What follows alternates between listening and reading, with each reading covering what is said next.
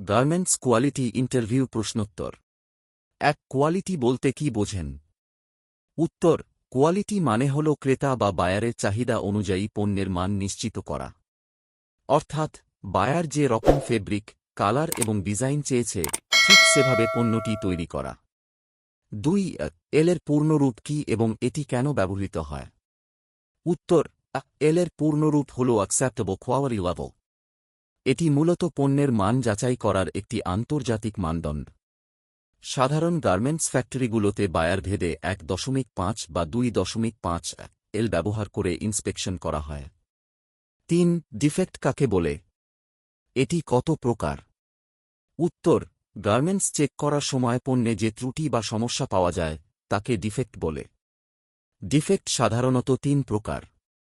Minor defect: ছোট সমস্যা যা পণ্যের ব্যবহারের অনুপযুক্ত করে না। মেজর ডিফেক্ট: বড় সমস্যা যা বায়ার গ্রহণ করবে না।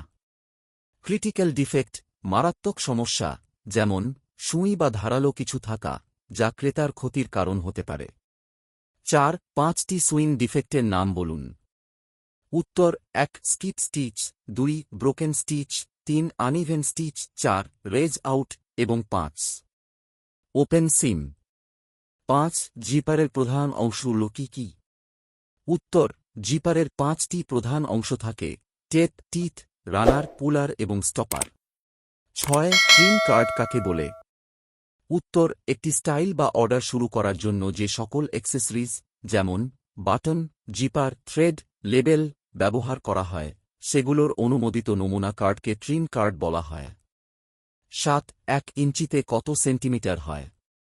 উত্তর: ১ ইঞ্চি ২.৫৪ সেন্টিমিটার। ৮. স্পি বলতে কি বোঝায়? উত্তর: স্পা এর পূর্ণরূপ হল স্টিচ পয়েন্টস। অর্থাৎ ১ ইঞ্চি জায়গায় কতগুলো সেলাই বা স্টিচ আছে তাকেই স্পি বলে। ৯. শেড কি? উত্তর: একই কাপড়ের মধ্যে রঙের যদি সামান্য পরিবর্তন বা কমবেশি দেখা যায় তবে তাকে শেড বলা হয়। ১০. ট্রাফিক লাইট সিস্টেম কি? উত্তর: এটি লাইনের কোয়ালিটি নিয়ন্ত্রণের একটি পদ্ধতি।